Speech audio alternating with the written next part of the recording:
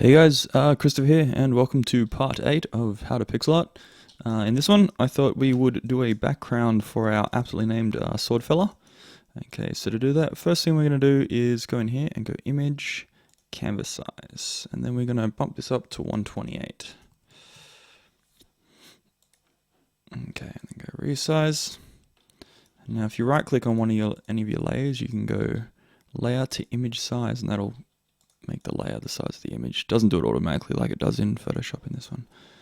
Okay, so I'll sample from that, just fill that in.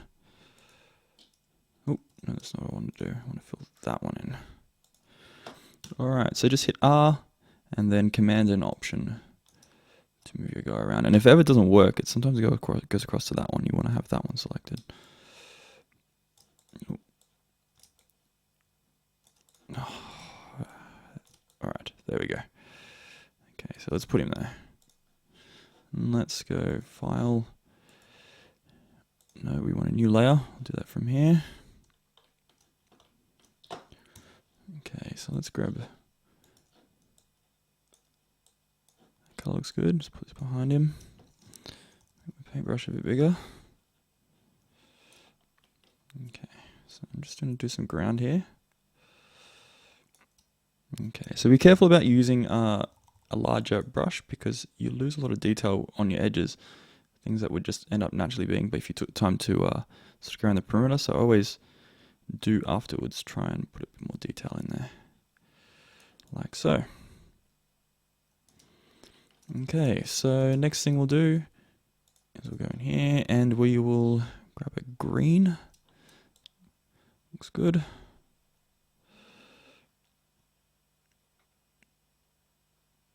Make a nice shrub. Okay, go a little darker for that one. And give it some basic shading. Go a little lighter. Give it some points of interest. Like so. Okay, so now if I go R again, and I go Shift and Option, I can move this one around and copy it. I'll copy one over to here. And I'll copy another one to be in front of it there. Okay, so next along, I think I'll make a tree.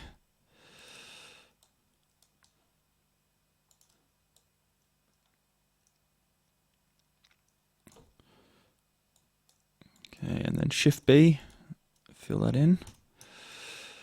Get myself a darker color. Give it some basic sort of shading there.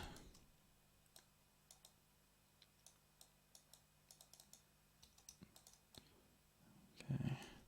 I am being quick here as well, by the way. I'm making sure that I get this video done under the time limit. But you should take a lot more time with your own piece, so. Okay. So we can grab this and copy this up here and use it as a sort of a base.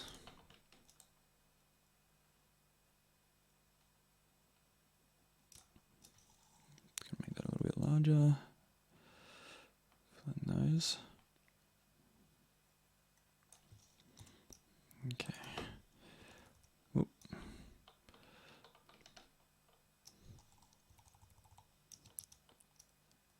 It's a bit smaller. There we go.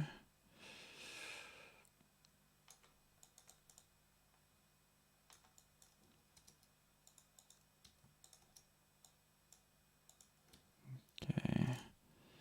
Oop. And then again, the same, just adding points of interest in there. Interestingly, in Sword and Sorcery, these are actually put on a different layer, and they fade the opacity of them in and out, and it just creates this illusion like the leaves are kind of moving in this really sort of minimal sort of way. It looks really cool. Put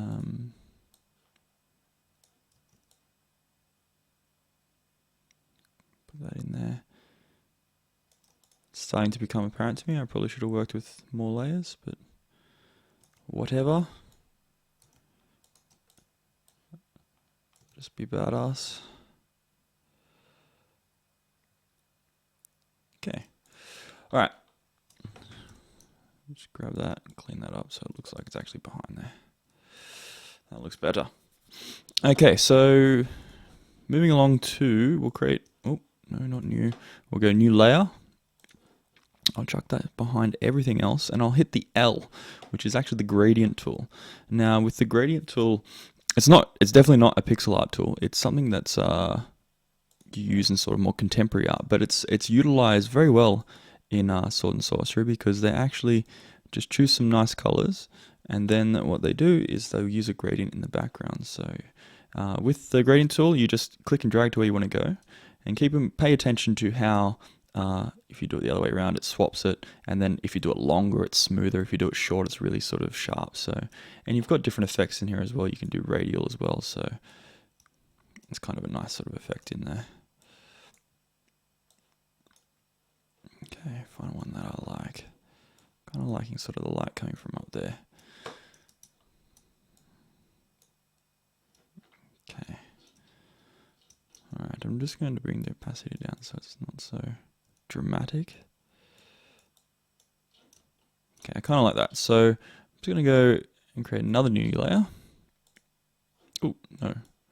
New project. Keep doing that. Okay, and this one, yes, we'll go there. Okay, so let's grab a nice sort of something like that, a little bit less saturated. There we go. Okay, so I'm going to go from there. Ooh. Across to there. Fill that in. Okay, I also might bring the opacity down on that a little bit as well. Okay, so now if I grab this layer and I go duplicate layer, and go to the man, and I'll duplicate the man as well. Swordfeller, I should call him. Duplicate layer. Alright, so let's go to this one. If you go into here where it says layer, you go transform, flip vertically. Okay, so I'm just going to make a selection of everything that's there. And then I'm going to move this down all the way to about here. Looks good. Okay, so deselect that, and then if I just come over and I play with that opacity, start to get that really cool watery look that is used in Sword and Sorcery quite a bit. Okay, and so we'll do the same with the man. Layer, transform, flip vertically. Okay, grab him and put him down here as well. Okay, and then change the opacity on him too. Okay, so obviously this is a very quick example. I would spend a lot more time getting the colors and everything right. I mean, and this this ground could definitely do with a lot more work. I think I'll keep working out while it's in the time frame.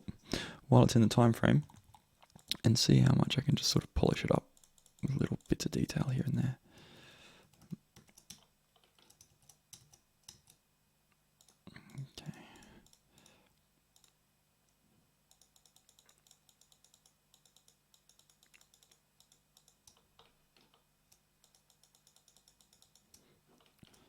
That man layer needs to be behind that one, so he's shadowed. His reflection doesn't come over the top of the land. Oop, I'm working on the wrong layer. Always try to be careful of that. It's something we all do all the time. Well, I do anyway. Okay, that's looking a bit better. And we'll also go in, get a dark layer as well.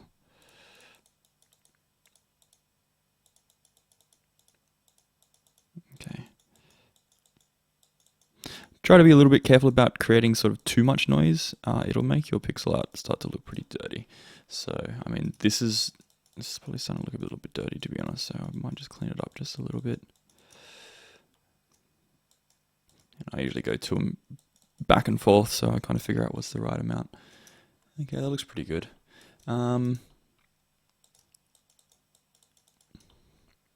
I'm kind of not a fan of the way that the colors that I've chosen for this background, so I might give it another go. Let's try a purple. Maybe goes to a Let's just choose it manually. Sort of bluey color. So saturated. And then I'll choose this one probably. Yeah, something like that should be good. Okay, so let's try that again. Well, that's pretty extreme. Maybe I'll make this one much lighter. And I'll swap this to linear.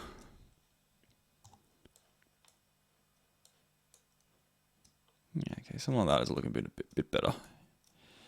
Kind of like that. Okay, you have a dithering option there as well if you want smoother sort of gradients.